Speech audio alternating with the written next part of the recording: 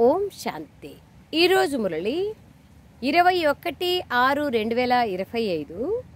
మధురమైన పిల్లలారా, మేమిప్పుడు 84 జన్మల చక్రాన్ని పూర్తి చేశాం. ఇక మా ఇల్లైన శాంతిధామానికి వెళ్తున్నాం అని ఇప్పుడు మీకు స్మృతి కలిగింది. ఇంటికి వెళ్లేందుకు ఇంకా కొద్ది సమయం మాత్రమే ఉంది. ఈ చక్రం పునరావృతి అవుతోంది. ఇప్పుడు సమయం దగ్గరకు వచ్చింది. అందుకై బాబా అంటున్నారు, శాంతిధామంలోకి మనం మన ఇంటికి వెళ్ళాలి. 84 జన్మల చక్రాన్ని పూర్తి చేశాం. ప్రశ్న: ఏ పిల్లలకైతే ఇంటికెళ్ళే స్మృతి ఉంటుందో వారి గుర్తులేమి? స్మృతి ఉంటుందో వారి గుర్తులేమి? అందరికీ తెలుసు బాబా పిల్లలకి ఇంటికి వెళ్ళాలని, కానీ స్మృతి ఉండే వాళ్ళ గుర్తులేమి? వారి పాత ప్రపంచాన్ని చూస్తూ కూడా చూడకుండా ఉంటారు. వారికి బేహద్ వైరాగ్యం ఉంటుంది. వ్యాపార వ్యవహారాల్లో ఉంటూ కూడా తేలికగా ఉంటారు. అక్కడిక్కడ వ్యర్థమైన విషయాల్లో తమ సమయాన్ని పాడు చేసుకోరు. స్వయాన్ని ఈ ప్రపంచంలో ఒక అతిథిగా భావిస్తారు. అన్నీ మెయిన్ ఇంపార్టెంట్వి. బేహద్ వైరాగ్యము, దానికోసం అతిథిగా భావించడము, దానికోసం ఇప్పుడు ఇంటికి వెళ్ళాలి అనేటువంటి స్మృతిని పక్కాగా చేసుకోవటం సారం. స్వయాన్ని పాపాల నుండి విముక్తం చేసుకునే పురుషార్థం చేయాలి. దేహాభిమానం లేకి ఎప్పుడూ రాకూడదు. ఈ ప్రపంచంలోని ఏ వస్తువు పైన మోహం ఉంచుకోకూడదు. సెకండ్ పాయింట్, మాయరూపి జిన్నుభూతం నుండి సురక్షితంగా ఉండేందుకు బుద్ధిని ఆత్మిక వ్యాపారంలో బిజీగా ఉంచుకోవాలి. బాబా యొక్క సేవలో స్వయంని బిజీగా ఉంచుకోవాలి. బాబాకు పూర్తి సహాయకులుగా అవ్వాలి. వరదానం: సర్వ ఖజానాలను సరైన సమయంలో ఉపయోగించే, నిరంతర సంతోషాన్ని అనుభవం చేసే భాగ్యవాన్ ఆత్మలుగా కండి. భాగ్యవాన్ ఆత్మలు ఎవరు అంటే, సర్వ ఖజానాలను సరైన సమయంలో ఉపయోగించుకుంటారు. దుబారా చెయ్యరు. ఎక్కడ అవసరమో అక్కడ మాత్రమే ఉపయోగిస్తారు. వారే నిరంతర సంతోషాన్ని అనుభవం చేస్తారు. వాళ్ళే భాగ్యవాన్ ఆత్మలు. ఎక్కడ, ఎప్పుడు, ఎంత, ఎలా అనేది అవసరం కదా. నా దగ్గర ఉన్నాయి అని, ఉప్పు ఎక్కువగా ఉంది అని అన్నిటిలోనూ ఉప్పేస్తే ఏమవుతుంది? ఏ సమయంలో దేన్ని ఉపయోగించుకోవాలనో దాన్ని ఉపయోగించుకోవాలి. స్లోగన్: తండ్రి యొక్క శ్రేష్ఠ ఆశల దీపాన్ని వెలిగించేవారే కుల దీపకులు. బ్రాహ్మణ కుల దీపకులు ఎవరు అంటే, బాబా యొక్క ఆశలను నెరవేర్చేవాళ్ళు. ఓం శాంతి. మనం కొద్ది సమయం కోసం ఈ పాత ప్రపంచంలో అతిథులుగా ఉన్నామని కేవలం సంగమయుగ బ్రాహ్మణులైన మీకే తెలుసు. మీ నిజమైన ఇల్లు శాంతిధామం. మనుష్యులకు మనస్సుకు శాంతి లభించాలని ఆ ఇంటిని ఎంతగానో తలుచుకుంటూ ఉంటారు. కానీ మనస్సు అంటే ఏమి? శాంతి అంటే ఏమి? అది ఎక్కడ లభిస్తుంది? ఏమీ అర్థం చేసుకోరు. ఇప్పుడు మన ఇంటికి వెళ్ళేందుకు ఇంకా కొద్ది సమయమే ఉందని మీకు తెలుసు. మొత్తం ప్రపంచంలోని మనుష్య మాత్రులందరూ నంబర్ వారిగా అక్కడికి వెళ్తారు. అది శాంతిధామం, ఇది దుఃఖధామం. ఇది స్మృతి చేయడం అయితే సహజం కదా. వృద్ధులైనా యువకులైనా కనీసం ఇదైతే స్మృతి చేయగలరు కదా.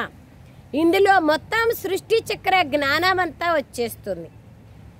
మొత్తం విస్తారం అంతా బుద్ధిలోకి వచ్చేస్తుంది. ఇప్పుడు మీరు సంగమ యుగంలో కూర్చొని ఉన్నారు. ఇప్పుడు మేము డ్రామా ప్లాన్ అనుసారంగా శాంతిధామంలోకి వెళ్తున్నామని బుద్ధిలో గుర్తుంటుంది. ఇది బుద్ధిలో ఉండడం ద్వారా మీకు సంతోషం కలుగుతుంది. మన ఇంటికి వెళ్తాము అంటే ఎవరికైనా సంతోషమే కదా. ఇప్పుడు ఫారెన్లో ఉంటారు, వాళ్ళు సొంత ఇంటికి సొంత గ్రామానికి వెళ్తారంటే ఎంత సంతోషపడతారు కదా. అది బాబా అంటున్నారు. సో ఆ విధంగా మీకు కూడా పరంధామం అనేది మీ సొంత ఇల్లు. అక్కడికి వెళ్తామంటే అంత సంతోషము ఉండాలి. స్మృతి ఉంటుంది. మనకు మన ఈ 84 జన్మల స్మృతి కలిగింది. భక్తి మార్గమే వేరు, జ్ఞాన మార్గపు విషయాలే వేరు. మధురమైన పిల్లలు, ఇప్పుడు మీకు ఇల్లు గుర్తొస్తోందా అని బాబా వివరిస్తున్నారు. బాబా ఎంత చెప్పినా కూడా మనకు అటువైపు మనస్సు పోదు కదా. అనేక వ్యాసంగాలలో ఇక్కడే ఇరుక్కొని ఉంటుంది. అందుకే బాబా అంటున్నారు, పిల్లలారా మీకు ఇల్లు గుర్తుకొస్తుందా అని. సంధ్యా సమయం అయితే పక్షులకు గూడు గుర్తుకొస్తుంది, సంధ్యా సమయం అయితే పశువులకి ఇల్లు గుర్తొస్తుంది. కానీ సృష్టి సంధ్యా సమయమైన ఈ సంగమ యుగంలో మనకి ఇంటికి వెళ్ళాలనేది గుర్తులేదు. ఎప్పుడైతే మనకు ఇంటికి వెళ్తాము అనేది మనకు గుర్తుంటే అప్పుడు ఆటోమేటిక్గా మనం సర్దుకునే ఏర్పాట్లు చేస్తాం. మన జతలో వచ్చే దానిని మనం రెడీ చేసుకుంటాం, జతలో రాని దానిపైన మనకు ఆసక్తి ఉండదు. అది బాబా వాళ్ళు చెప్తున్నారు. బాబా అంటున్నారు, ఇల్లు గుర్తుకొస్తోందా అని బాబా వాళ్ళు అడుగుతున్నారు. మీరు ఎంతగా వింటూ ఉంటారు, ఎన్నో విషయాలు వింటారు. ఇప్పుడు మనం శాంతిధామంలోకి వెళ్తున్నాం, ఆ తర్వాత సుఖధామంలోకి వెళ్తాం. ఇదే ముఖ్యమైనది. పావన ప్రపంచంలోకి తీసుకెళ్లేందుకే బాబా వచ్చారు. సుఖధామంలో కూడా ఆత్మలు సుఖశాంతిగా ఉంటాయి. శాంతిధామంలో కేవలం శాంతి మాత్రమే ఉంటుంది. ఇక్కడైతే ఎన్ని హంగామాలు ఉన్నాయి, ఎక్కడ చూసినా గలాటలే, ఎన్ని హంగామాలు. ఇక్కడ మధుబనం నుండి మీరు మీ ఇంటికి వెళ్తే మీ బుద్ధి వ్యర్థమైన విషయాల వైపుకి, మీ వ్యాపార వ్యవహారాల వైపుకి వెళ్ళిపోతుంది. ఇక్కడ ఆ జంజాటాలు ఏవి ఉండవు. ఆత్మలమైన మనం శాంతిధామ నివాసులమని మీకు తెలుసు. ఇక్కడ మనం పాత్రదారులుగా వచ్చాం. మనం పాత్రదారులుగా ఎలా అవుతామో ఇంకెవ్వరికీ తెలియదు.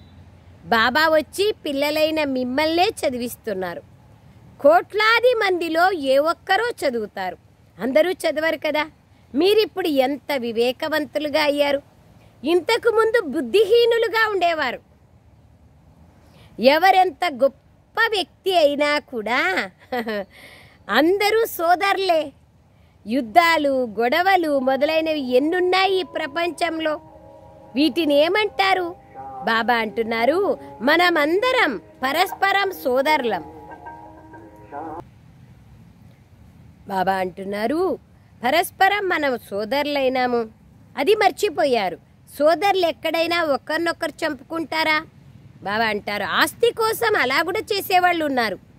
ఒక్క తండ్రి పిల్లలైన మనమందరం సోదరులమేనని ఇప్పుడు మీకు తెలుసు. ఇప్పుడు మీరు ప్రత్యక్షంగా అర్థం చేసుకుంటారు. ఆత్మలైన మనల్ని బాబా వచ్చి చదివిస్తున్నారు. 5000 సంవత్సరాల క్రితం వలె వారు వచ్చి మనల్ని చదివిస్తున్నారు. ఎందుకంటే తాను జ్ఞాన సాగర్లు. ఈ చదువుని గురించి ఇంకెవ్వరికీ తెలియదు. బాబాయే స్వర్గ రచయిత అయినారు. పిల్లలైన మీకు తెలుసు, వారిని సృష్టిని రచించేవారు. బాబా స్వర్గ రచయిత అయినారు, ఇది మీకు తెలిసి ఇప్పుడు. కానీ వారిని సృష్టిని రచించేవారు అన్నారు. సృష్టి అయితే అనాదిగా తయారు చేయబడి ఉంది. బాబా అంటున్నారు, వారిని సృష్టిని రచించేవారు అని అన్నారు. సృష్టి అయితే అనాదిగా ఉంది. స్వర్గ రచయిత బాబా అయినారు. అక్కడ ఇంకా వేరే ఖండాలే ఉండవు. ఎక్కడ? సత్యుగంలో ఒకే ఖండం ఉంటుంది, అదే భారత ఖండం. ఇక్కడైతే ఎన్నో ఖండాలు ఉన్నాయి.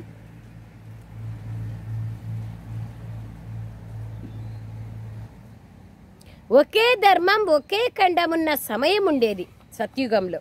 ఆ తర్వాత అనేక ధర్మాలు వచ్చేస్తాయి. అనేక ధర్మాల వినాశనము, సత్యధర్మ స్థాపన చేసేకే బాబా వస్తారు కదా. వెరైటీ ధర్మాలు ఎలా వస్తాయో ఇప్పుడు మీ బుద్ధిలో ఉంది. మొట్టమొదటిది ఆది సనాతన దేవీ దేవతా ధర్మం. సనాతన ధర్మం అని కూడా ఇక్కడే అంటారు, కానీ దాని అర్థాన్ని ఎవరూ తెలుసుకోలేదు. మీరందరూ ఆది సనాతన దేవీ దేవతా ధర్మానికి చెందిన వారే. కేవలం పతితంగా అయిపోయారు. పతితమైన కారణంగానే పతిత పావన సీతారాం అని భగవంతుని పిలుస్తూ వచ్చినారు. బాబా అంటున్నారు, సతోప్రధానుల నుండి సతో రజో తమోగా అయిపోతూ వచ్చారు. ఏ వస్తువైనా కింది దిగుతూ వస్తుంది కదా. మేము ఆది సనాతన దేవీ దేవతా ధర్మానికి చెందిన వాళ్ళమని మీకు తెలుసు. మేము చాలా పవిత్రంగా ఉండేవాళ్ళం. ఇప్పుడు పతితంగా అయిపోయామని మీరు అర్థం చేసుకున్నారు. బాబా వచ్చి పవిత్ర ప్రపంచానికి మిమ్మల్ని వారసులుగా మరియు అధికారులుగా చేసేందుకు వచ్చారు. మేము మొదట పవిత్ర గృహస్థ ధర్మానికి చెందిన వాళ్ళుగా ఉండేవాళ్ళం. ఇప్పుడు డ్రామా ప్లాన్ అనుసారంగా రావణ రాజ్యంలో మేము పతిత ప్రవృత్తి మార్గానికి చెందిన వారిగా అయిపోయామని మీరు భావిస్తారు. ఓ పతిత పావన, మమ్మల్ని మీరు సుఖధామంలోకి తీసుకెళ్ళండి అని మీరే పిలుస్తారు. నిన్న మీరు పవిత్రంగా ఉండేవారు, ఈరోజు అపవిత్రంగా అయి పిలుస్తున్నారు. ఆత్మ పతితంగా అయిపోయింది. బాబా, మీరొచ్చి మమ్మల్ని మళ్ళీ పావనంగా తయారీ చేయండి అని ఆత్మ పిలుస్తుంది. ఇప్పుడు ఇది అంతిమ జన్మ. పవిత్రంగా అయినట్లయితే మళ్ళీ మీరు 21 జన్మల కోసం చాలా సుఖీగా అయిపోతారు. బాబా అయితే చాలా మంచి విషయాలను వినిపిస్తారు, చెడు విషయాలను వదిలించేస్తారు. ఎందుకంటే మీరు దేవతలుగా అవుతారు కదా. దేవతలుగా అయినప్పుడు చెడు విషయాలు ఉండకూడదు కదా. ఇప్పుడు మళ్ళీ అలా అవ్వాలి, పవిత్రంగా కావాలి. ఇదెంత సహజం. ఈ సంపాదన చాలా భారీ సంపాదన. శివబాబా వచ్చారని వారు ప్రతి 5000 సంవత్సరాలకి ఒక మారు వచ్చి జ్ఞానాన్ని వినిపిస్తారు. ఇప్పుడు మీ బుద్ధిలో ఉంది, ఈ పాత ప్రపంచం నుండి కొత్త ప్రపంచంగా తప్పకుండా అవుతుంది. ఇది ఇంకెవ్వరికీ తెలీదు. శాస్త్రాలలో కలియుగం ఆయుష్ని చాలా ఎక్కువగా చూపించినారు. లక్షల సంవత్సరాలు చూపించినారు. అనేక యుగాలను లక్షల సంవత్సరాలు చూపించేసి సృష్టి ఆయుష్ని, మానవ మాతృల యొక్క జన్మలని కూడా లక్షలు చేసేసినారు. సో దాని గురించి ఇంకా ఆలోచన చేసే విషయమే లేకుండా చేసేస్తున్నారు. ఇదంతా డ్రామా రచింపబడి ఉంది. ఇప్పుడు పిల్లలైన మీరు పాపాల నుండి ముక్తులుగా అయ్యేందుకు పురుషార్థం చేస్తున్నారు. ఇంకే పాపాలు జరగకూడదు అనే ధ్యాస ఉండాలి. దేహాభిమానంలోకి రావడం వల్లనే వికారాలు కూడా వస్తాయి. వాటి వల్ల పాపం జరుగుతుంది. కావున ఈ భూతాలను దూరం చేసుకోవాల్సి ఉంటుంది. ఈ ప్రపంచంలోని ఏ వస్తువు పైన మీకు మోహం ఉండకూడదు. మోహం ఉంటే అది లభించకపోతే ఇబ్బంది పడతాం మనమే. అందుకయ్యే బాబా మోహాన్ని ఉంచకండి అంటారు. ఈ పాత ప్రపంచం పైన మీకు వైరాగ్యం ఉండాలి. ఈ పాతింట్లో ఉంటున్నా బుద్ధి కొత్త ప్రపంచంలో ఉండాలి. కొత్తింటికి వెళ్ళినప్పుడు అన్నీ కొత్తగానే ఉంటాయి కదా, కొత్త వారినే చూస్తారు. ఎట్లా పెళ్లి కూతురు అత్తగారింటికి పోయిందంటే అందరూ కొత్త సంబంధాలే కదా, కొత్త వారిని చూస్తుంది. అట్లాగే బాబా అంటారు, మనం కొత్తింటికి పరంధామం నుండి సత్యుగంలోకి వెళ్ళినప్పుడు అన్ని వస్తువులు కొత్తగానే ఉంటాయి. ఇక్కడుండే ఏ వస్తువు అక్కడ ఉండదు, అక్కడుండే ఏ వస్తువు ఇక్కడ ఉండడానికి వీల్లేదు. ఎప్పటి వరకైతే ఈ పాత ఇల్లు అంతమైపోదో అప్పటి వరకు ఈ కండ్లతో పాతదాన్ని చూస్తూ కూడా కొత్తదాన్నే స్మృతి చేయాలి.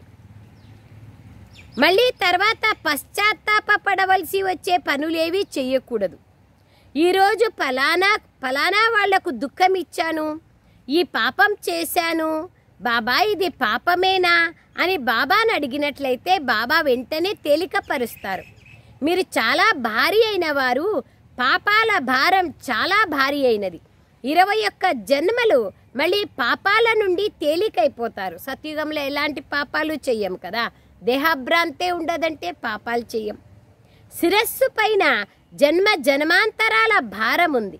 ఎంతగా స్మృతిలో ఉంటారో అంతగా తేలికైతూ పోతారు. మలినాలు తొలగిపోతూ పోతాయి. సంతోషం పెరుగుతూ ఉంటుంది. సత్యుగంలో మీరు చాలా సంతోషంగా ఉండేవారు. మళ్ళీ తగ్గుతూ మీ సంతోషం అంతా మాయమైపోయింది, అంటే సమాప్తమైపోయింది. సత్యుగం నుండి కలియుగం వరకు ఈ యాత్రకు 5000 సంవత్సరాలు పట్టింది. చూడండి, ఎవరైనా 5000 సంవత్సరాల యాత్ర పోతారా? 5 సంవత్సరాలు పోతే కూడా కష్టమే. స్వర్గం నుండి నరకంలోకి వచ్చే యాత్ర గురించి, స్వర్గం నుండి నరకంలోకి ఎలా వచ్చామో దాని గురించి ఇప్పుడే మీకు తెలిసింది. ఇప్పుడు మళ్ళీ మీరు నరకం నుండి స్వర్గంలోకి వెళ్తారు. ఒక్క క్షణంలో జీవన్ముక్తి లభిస్తుంది. బాబాను గుర్తించారు, బాబా వచ్చారు, మరి తప్పకుండా మనల్ని స్వర్గంలోకి తీసుకెళ్తారు కదా. కొడుకు పుట్టడంతోనే ఆస్తికి అధిపతిగా అవుతారు. బాబాకు చెందిన వారిగా అయ్యాక ఇక నష ఎక్కాలి కదా. మరి అది ఎందుకు తగ్గుతోంది నష? మీరు పెద్దవారే కదా, చిన్నపిల్లలైతే ఎన్నిసార్లు చెప్పచ్చు, పెద్దవాళ్ళు కదా మీరు. బేహద్ తండ్రికి మీరు పిల్లలు కావున బేహద్ రాజధాని పైన మీకు హక్కు ఉంది. కావున అతీంద్రియ సుఖం గురించి అడగాలంటే గోప వల్లభుని యొక్క గోప గోపికలనే అడగండి అనే గాయనం ఉంది.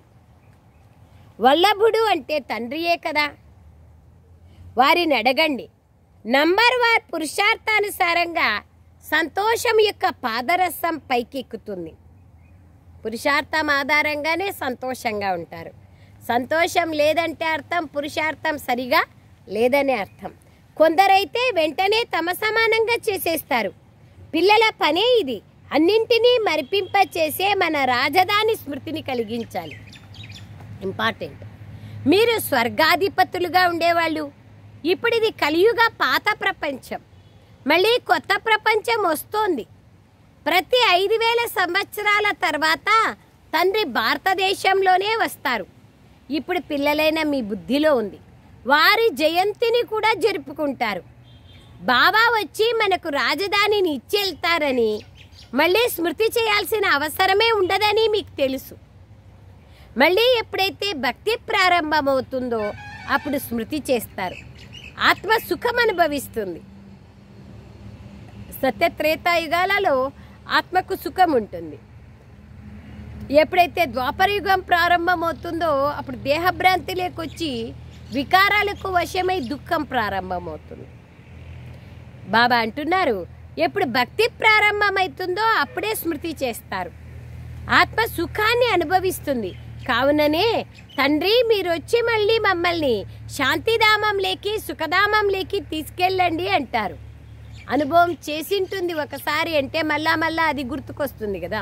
ఎట్లా ఒకసారి ఏదైనా కొత్త వస్తువుని తిన్నాము, అది చాలా రుచిగా ఉందంటే మళ్ళా తినాలనిపిస్తుంది. అట్లా మనం ఒకప్పుడు సుఖంగా ఉంటిమి, శాంతిగా ఉంటిమి, ఆనందంగా ఉంటిమి సత్యుగంలో. ఇప్పుడు మళ్ళీ ఆ విధంగా కావాలి అని మనకు అనిపిస్తుంది. అందుకే బాబా ఇక్కడ అంటున్నారు, ఆత్మ యొక్క స్వధర్మమే శాంతి, సుఖము, ఆనందం. వారు మన తండ్రి అయినారు, శిక్షకుడు మరియు గురువు కూడా. ఇప్పుడు పిల్లలైన మీరు అర్థం చేసుకున్నారు. ఇది సృష్టి ఆది మధ్యాంతాల చక్రం. 84 జన్మల చక్రం గురించి మీకు మాత్రమే తెలుసు. మీరు లెక్కలేనన్ని సార్లు 84 జన్మలు తీసుకున్నారు. కల్పకల్పము తీసుకుంటాం కదా, ఇంకా తీసుకుంటూనే ఉంటారు. దీనికి ఆగదు. ఈ సృష్టి చక్ర కాలగమనం ఆగదు. కాలచక్రం ఆగితే ఇంకేముంది? ఏమీ లేదు. ఇవి ఎప్పుడూ అంతమవ్వవు. మీ బుద్ధిలో ఈ చక్ర జ్ఞానం ఉంది. ఈ స్వదర్శన చక్రం గడియ గుర్తుకు రావాలి. ఇదే మన్మనాభవ. ఎంతగా బాబాను స్మృతి చేస్తారో అంతగా పాపాలు భస్మమవుతాయి. మీరు ఎప్పుడైతే కర్మాతీత స్థితికి సమీపంగా చేరుకుంటారో అప్పుడు ఇక మీ చేత ఎటువంటి వికర్మలు జరగవు. ఇప్పుడు ఇంకా కొద్దిగా వికర్మలు జరుగుతున్నాయి. అర్థమైందా? రోజుకి ఏ వికర్మ చేస్తున్నాను అనేది కూడా చూసుకోవాలి. పాపకర్మలు రోజు ఎన్ని జరుగుతున్నాయి అనేది చూసుకుంటే అప్పుడు అర్థమవుతుంది నేనెంత ఇప్పుడు పుణ్యకర్మలు లేదా బాబా వాళ్ళ స్మృతి ఎంత చేయాలా నేను అనేది నాకు అర్థమవుతుంది. అందుకే బాబా అంటున్నారు వికర్మలు జరగవు. ఇప్పుడు ఇంకా కొద్దిగా వికర్మలు జరుగుతున్నాయి. దేహభ్రాంతిలోకి రావడము, ఆవేశంలోకి రావడము, గట్టిగా మాట్లాడడము, ఈర్ష్యలోకి రావడము, సోమర్తనము, నిర్లక్ష్యం యొక్క వికారాల్లోకి రావడము, భయము, అవమానము, ఇవన్నీ ఏవైతే ఉన్నాయో, అనుమానము, ఇవన్నీ వికారాల అంశాలే కదా. అందుకే బాబా అంటున్నారు ఇప్పుడు ఇంకా జరుగుతూనే ఉన్నాయి. సంపూర్ణ కర్మాతీత స్థితి అప్పుడే తయారవ్వలేదు. ఈ బాబా కూడా మీతో పాటు ఒక విద్యార్థియే. చదివించేవారు శివబాబా. ఇతరులేకి ప్రవేశిస్తారు. బ్రహ్మలేకి శివబాబా నిరాకార జ్యోతిస్వరూపుడు ప్రవేశించి జ్ఞానాన్ని ఇస్తారు. కానీ ఇతడు కూడా విద్యార్థియే. ఇవన్నీ కొత్త విషయాలు. ఇప్పుడు మీరు కేవలం తండ్రిని మరియు సృష్టి చక్రాన్ని స్మృతి చేయండి. అది భక్తి మార్గం, ఇది జ్ఞాన మార్గం. రాత్రికి పగలుకున్నంత తేడా ఉంది భక్తి మార్గానికి జ్ఞాన మార్గానికి. అక్కడ ఎన్నో గంటలు మొదలైన మ్రోగిస్తూ ఉంటారు టెంపుల్స్లో. ఇక్కడైతే కేవలం స్మృతిలో ఉండాలి. ఆత్మ అయితే అమరమైనది. అకాల సింహాసనం కూడా ఉంది. అకాలమూర్తి కేవలం ఒక తండ్రియే కాదు, మీరు కూడా అకాలమూర్తులే. అకాలమూర్తి అయిన ఆత్మకు ఈ భృకుటి సింహాసనం. అకాలం అంటే మృత్యువు లేదు. మృత్యువు లేని ఆత్మకి ఈ శరీరంలో భృకుటి సింహాసనం అనేది కుర్చీ. దానికి బాబా అంటున్నారు అకాల్ తఖ్త్ అని. అక్కడ సిక్కు ధర్మ స్థాపకులు సోదరులు విశేషంగా సత్ శ్రీ అకాల్ అని చెప్పి సింహాసనం పెట్టింటారు ప్రతి సిక్కు ధర్మస్థుల యొక్క ప్రార్థనా మందిరాల్లో. సో బాబా అంటున్నారు మీ ఆసనం అది, ఆత్మ ఆసనం ఎక్కడ ఉందో ఇప్పుడు మీకు తెలుసు. ఈ భృకుటి మధ్యలో మీ ఆసనం ఉంది. అమృత్సర్లో అకాల్ తఖ్త్ ఉంది. దాని అర్థం ఏమాత్రము తెలుసుకోలేదు. అకాలమూర్తి అనే మహిమ కూడా గాయనం చేస్తారు. సత్ శ్రీ అకాల్ అని చెప్తూ పోతారు. ఎట్లా మనం గోవింద అంటామో, శివ శివ ఓం నమ శివాయ అంటామో, అట్లా సిక్కు ధర్మస్థులు సత్ శ్రీ అకాల్ సత్ శ్రీ అకాల్ అని చెప్పుకుంటా పోతా ఉంటారు. అది చెప్తారు కానీ దాని అర్థం గురించి తెలీదు. ఇది మీరు అర్థం చేసుకున్నారు. అందుకు వారు ఒక ఆసనాన్ని తయారు చేసి దానికి ఆ పేరు పెట్టేసినారు. వాస్తవానికి అకాల ఆత్మ ఈ భృకుటి సింహాసనం పైన కూర్చుని ఉందని మీకు తెలుసు. పిల్లలైన మీ బుద్ధిలో అర్థం ఉంది. ఏక్ ఓంకార్ అన్న పదం అర్థాన్ని మీరిప్పుడు అర్థం చేసుకున్నారు. మనుష్యులు మందిరాల్లోకి వెళ్ళి అచ్యుతం కేశవం రామనారాయణం అని అంటారు. అర్థమేమి తెలుసుకోరు, అలాగే మహిమ చేస్తూ ఉంటారు. అచ్యుతం కేశవం రామనారాయణం అని అంటారు, కానీ రాముడెక్కడా నారాయణుడెక్కడా? అవన్నీ భక్తి మార్గానికి చెందినవి. రాముడు త్రేతాయుగము, నారాయణుడు సత్యుగము. బాబా అంటారు జ్ఞానమైతే చాలా సహజమైనది, సాధారణమైనది. ఏదైనా విషయాన్ని అడిగే ముందు తండ్రిని మరియు వారసత్వాన్ని స్మృతి చెయ్యండి. అలా ఎవరు శ్రమించడం లేదు, మర్చిపోతూ ఉంటారు. మాయ ఇలా చేస్తుంది, మనం బాబాని మర్చిపోయేట్లుగా చేస్తుంది మాయ. బాబా అంటున్నారు మాయ ఇలా చేస్తుంది, భగవంతుడు అలా చేస్తారు అంటూ ఒక నాటకం కూడా ఉంది కదా. మీరు బాబాని స్మృతి చేస్తారు, మాయ మిమ్మల్ని ఇంకా తుఫాన్లలోకి తీసుకెళ్తుంది. శక్తివంతునితో మాయ కూడా శక్తివంతంగా పోరాడుతుంది. ఇది బాబా అంటారు మీరందరూ ఇప్పుడు యుద్ధ మైదానంలో ఉన్నారు.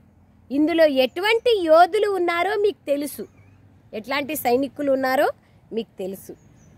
కొందరు చాలా బలహీనంగా ఉన్నారు, కొందరు మధ్యస్థంగా బలహీనంగా ఉన్నారు, కొందరు చాలా చురుకైన వారిగా ఉన్నారు. అందరూ మాయతో యుద్ధం చేసేవారే. కొందరు మధ్యస్థంగా, కొందరు బలహీనంగా, తర్వాత కొందరు చురుకైన వారిగా, డిఫరెంట్గా నంబర్ వారిగా ఉన్నారు. అందరూ మాయతో యుద్ధం చేస్తున్నారు. అంతా గుప్తంగా అండర్ గ్రౌండ్గా ఉంది. వారు కూడా అండర్ గ్రౌండ్లో బాంబులను ట్రయల్ చేస్తూ ఉంటారు కదా. ఇది కూడా పిల్లలైన మీకు తెలుసు. వాళ్ళు బాంబులను తయారు చేసేవాళ్ళు మృత్యువు కోసమే అన్నీ చేస్తూ ఉంటారు.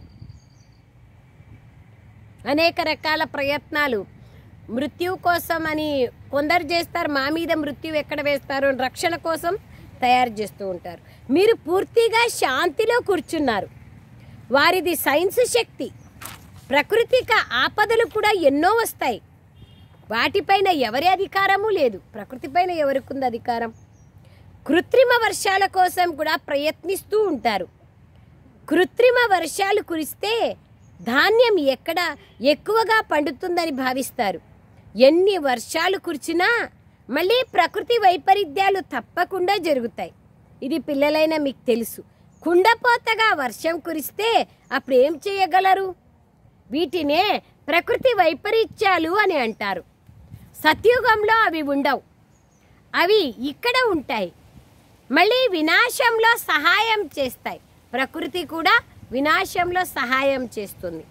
మనం ఎప్పుడైతే సత్యుగంలో ఉంటామో అప్పుడు యమునా నది తీరం పైన బంగారు మెహల్స్ ఉంటాయని మీ బుద్ధిలో ఉంది. అక్కడ చాలా కొద్ది మందే ఉంటారు. కల్పకల్పము ఇలా జరుగుతూ ఉంటుంది.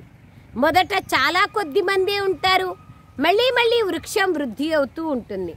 అక్కడ ఎటువంటి అశుద్ధమైన వస్తువు ఉండనే ఉండదు. ఇక్కడ చూడండి, పక్షులు కూడా పంటను పాడు చేస్తూ ఉంటాయి. పక్షులు, జంతువులు ఎన్నింటి నుంచి కాపాడుకుంటూ ఉంటారు పాపం రైతులు, పాడు చేస్తూ ఉంటాయి. అక్కడ అశుద్ధత అన్నమాటే ఉండదు. దానిని స్వర్గం అని అంటారు. ఇప్పుడు మేము దేవతలుగా అవుతున్నామని మీరు అర్థం చేసుకున్నారు. మరి మీలో లోపల మీకెంత సంతోషం ఉండాలి. మాయరూపి జిన్నుభూతం నుండి రక్షించుకునేందుకు పిల్లలైన మీరు ఈ ఆత్మిక వ్యాపారంలో నిమగ్నమైపోవాలని బాబా చెప్తున్నారు. మన్మనాభవ, ఇందులోనే మీరు జిన్నులాగా అయిపోండి. అంటే జిన్ను భూతం ఏ విధంగా చెప్తారు కదా కథ. రాజుకి ఒక భూతం వశమైపోతుంది. ఆ భూతము, రాజా నువ్వు ఏం పని చెప్తే అది చేసేస్తాను, ఒక చిటికలో చేసేస్తానంటుంది. అయితే రాజా అంటారు, ఒకవేళ అట్లా మీరు పని లేదంటే నాకు మిమ్మల్ని తినేస్తానంటుంది. అప్పుడు రాజు అంటారు, ఏం చేసేది, ఎన్ని పని చెప్పినా ఫటాఫట్ చేసేస్తూ ఉంటుంది.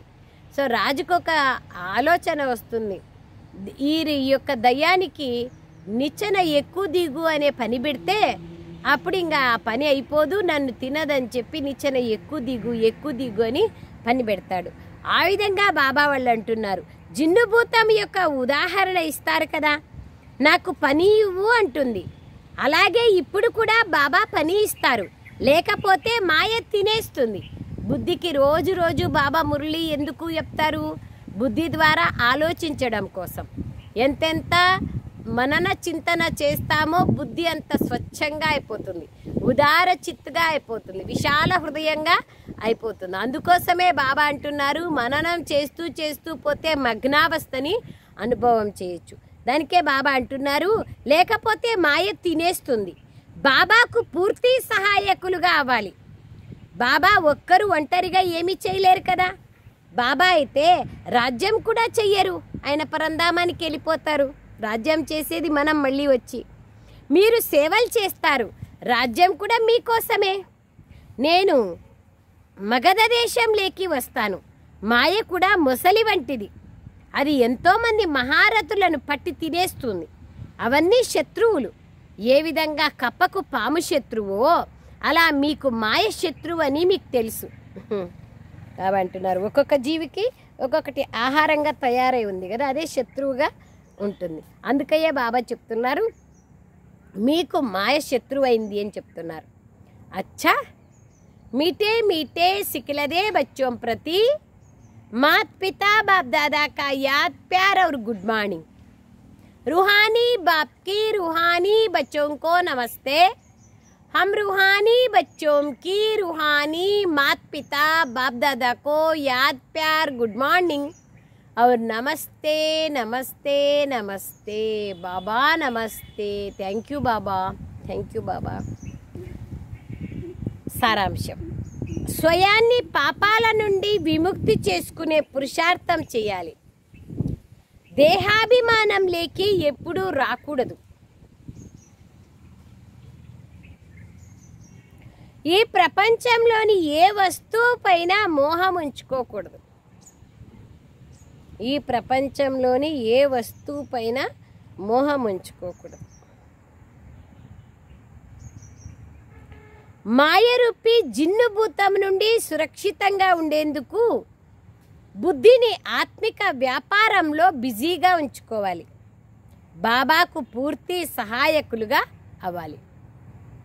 పూర్తి చేతనైనంత కాదు, పూర్తి సహాయకులుగా అయితే బాబా నుంచి పూర్తి ఆస్తి లభిస్తుంది. పూర్తి వారసత్వానికి, పూర్తి కొత్త ప్రపంచానికి అధినేతగా అయిపోతాం, లేదంటే లేదు. వరదానం, సర్వ ఖజానాలను సరైన సమయంలో ఉపయోగించి నిరంతర సంతోషాన్ని అనుభవం చేసే భాగ్యవాన్ ఆత్మలుగా కండి. సర్వ ఖజానాలను సరైన సమయంలో ఉపయోగించండి, నిరంతర సంతోషాన్ని అనుభవం చేసుకునేటువంటి అదృష్టవంతులుగా కండి. వివరణ, బాప్దాదా ద్వారా బ్రాహ్మణ జన్మ లభించడంతోనే మొత్తం రోజంతటికి అనేక శ్రేష్టమైన సంతోషపు ఖజానాలు ప్రాప్తిస్తాయి. కావున మీ పేరు ద్వారా కూడా ఇప్పటి వరకు అనేక మంది భక్తులు అల్పకాలిక సంతోషంలోకి వస్తూ ఉంటారు.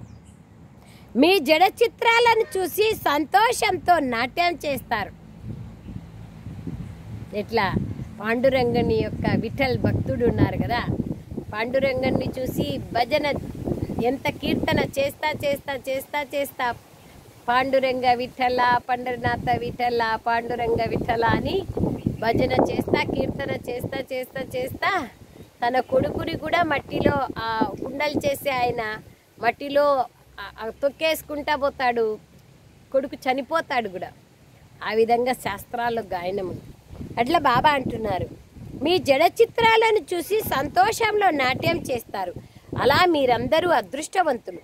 చాలా ఖజానాలు లభించాయి, కానీ వాటిని కేవలం సరైన సమయంలో ఉపయోగించండి. బాబా అంటున్నారు, సరైన సమయంలో ఉపయోగిస్తేనే దాని బెనిఫిట్ అనేది, లాభం అనేది పొందగలం. తాళమును సదా ఎదురుగా ఉంచుకోండి, అనగా సదా స్మృతిలో ఉండండి మరియు స్మృతిని స్వరూపంలోకి తీసుకురండి. అప్పుడు నిరంతర సంతోషం యొక్క అనుభవం కలుగుతూ ఉంటుంది. నిరంతరం సంతోషం యొక్క అనుభవం కలుగుతూ ఉంటుంది. స్లోగన్: తండ్రి యొక్క శ్రేష్ఠ ఆశల దీపాన్ని వెలిగించేవారే కులదీపకులు. బాబా యొక్క ఆశా దీపాన్ని వెలిగించేవారే, బాబా ఆశలను నెరవేర్చే వాళ్ళే కులదీపక ఆత్మలు. అవ్యక్త ప్రేరణ. ఆత్మిక స్థితిలో ఉండే అభ్యాసం చేయండి, అంతర్ముఖులుగా కండి. అంతర్ముఖి సదా సుఖి. అంతర్ముఖత అనే గుహలో కూర్చొని తపస్య చేయాలా, అప్పుడే మనము శ్రేష్టంగా కాగలుగుతాం. దానికోసమే బాబా వాళ్ళు అంటున్నారు, ఆత్మిక స్థితిలో ఉండే అభ్యాసం చేయండి, అంతర్ముఖిగా కండి. ఆత్మిక స్థితిలో ఉంటూ బహిర్ముఖతను వదిలినట్లయితే శ్రమ పడడం నుంచి దూరం అవుతారు మరియు అనుభవాల సాగరంలో మునిగి ఉంటారు. 1-2 అనుభవాలు కాదు, లెక్కలేనన్ని అనుభవాలు కలుగుతాయి. 1-2 అనుభవాలని పొందే అనుభవాల చెరువులో స్నానం చేయకండి. సాగరుని పిల్లలు, మీరు అనుభవాల సాగరంలో మునిగిపోండి. చెరువు అంటే కొంచెమే, నది అంటే కొంచెమే, సాగరం అంటే అనంతం. అందుకై బాబా అంటున్నారు, అనుభవాల సాగరంలో మునిగిపోండి. అచ్చా. ఓం శాంతి. Thank you Baba.